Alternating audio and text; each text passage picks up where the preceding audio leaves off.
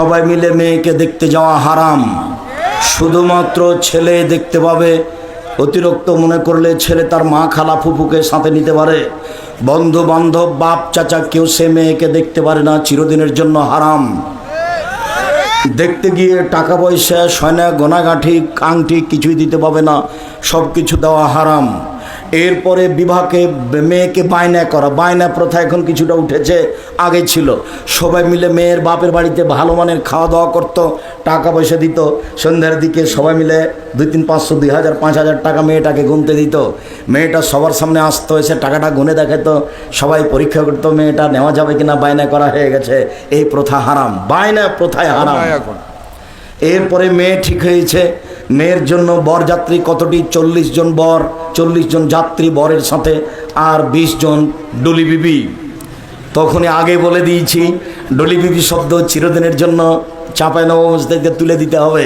কেউ যেন আর না জানে যে ডলি বিবি কি জিনিস, কেউ যেন না জানে। কোনো দিন এই যুবক তোমাকে বলছি তোমার বিবাহ হয়নি, তাই না? তুমি বলবেন না। নিতান্তই যদি মা যদি ডলি বিবি কাউকে পাঠান, তাহলে আমার দাদিকে পাঠাবেন না।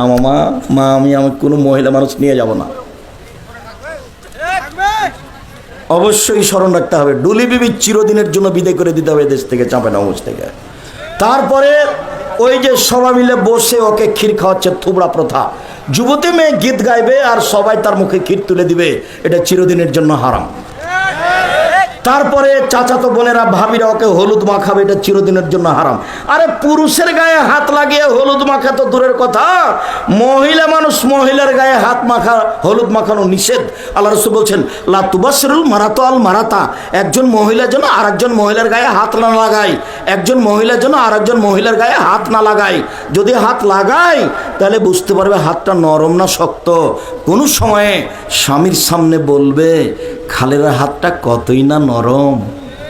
কোনো সময় স্বামীর সামনে বলবে খালেদার মাথার চুলগুলো কিনা লম্বা লম্বা, পাঞ্জার পাঞ্জা। তখন তার স্বামী অন্তরের চোখে তাকে দেখবে, এইটা হারাম। হাদিস বুখারী মুসলিম, এই কথা মুহাম্মদ সাল্লাল্লাহু আলাইহি ওয়াসাল্লাম বলে। দেখেছো বিষয়টা কত সূক্ষ্ম।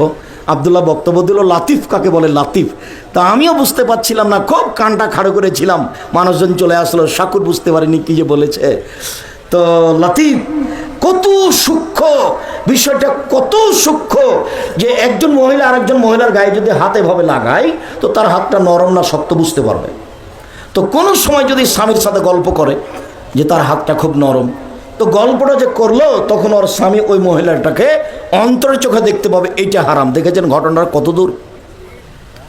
অথচ আমাদের দেশের কত নোংরা নীতি, যে নতুন বউকে সারাদিন বাড়ির মহিলা পুরুষ দেখতে আসছে। মারা গেছে একটা মানুষ, সারাদিন মহিলা পুরুষ সেই লোকটাকে দেখতে আসছে। আরে পুরুষ মানুষ মারা গেছে, তাকে দেখতে যাচ্ছ কেন এইভাবে? তাকে নিয়ে এত হইচই কেন? সৌদি আরবে 2টা জিনিসই কোনো হইচই নাই। লোক মারা গেছে মাটি দিয়ে দাও, কোনো কথা নেই। বিবাহ করতে চাচ্ছে বিবাহ করুক, কোনো কথা নেই। তালাক দিতে চাচ্ছে, কোনো কথা নেই, তালাক দিয়ে দিক। বাংলাদেশে তালাক দেওয়া মানে ওকে জেলে যেতে হবে।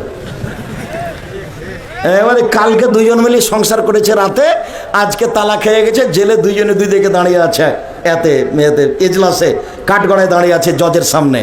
আমিও দাঁড়িয়েছি জজের সামনে কাঠগড়ায়। কোথায় বলো তো? সুন্দর সুনামগঞ্জ, সিলেট সুনামগঞ্জ। যখন আমি দাঁড়ালাম তখন জজ আমাকে বলছে, আব্দুর রাজ্জাক সাহেব আপনি এখানে কেন এসেছেন তা আমি বলতে পারছি না, তবে আপনার মামলা নিয়ে আমার কোনো কথা নেই। মামলার নথিটা এইভাবে নথিটা উল্টিয়ে দিয়ে বলছে আপনার সাথে আমার কিছু কথা আছে। তো 14 মিনিট কথা বলল। তারপরে বলল যে আপনার মঞ্জুর কি ওটাকে জামিন মঞ্জুর করা হলো। 14 মিনিট কথা, কিছু পক্ষে কিছু বিপক্ষে, মানে কোরআন হাদিসের। তাতে বুঝলাম লোকটা তাবলিগ করতো, তাই কোনো কোনো জায়গাতে আমার উপরে ক্ষেপে আছে, এটা আমি বুঝলাম। আর যেদিন আমি সিলেট কোর্টে দাঁড়ালাম তখন জজ আমাকে বলছে যে আপনি কি পিস টিভির আলোচক? আব্দুর রাজ্জাক বিন ইউসুফ, জি আমি পিস টিভির আলোচক।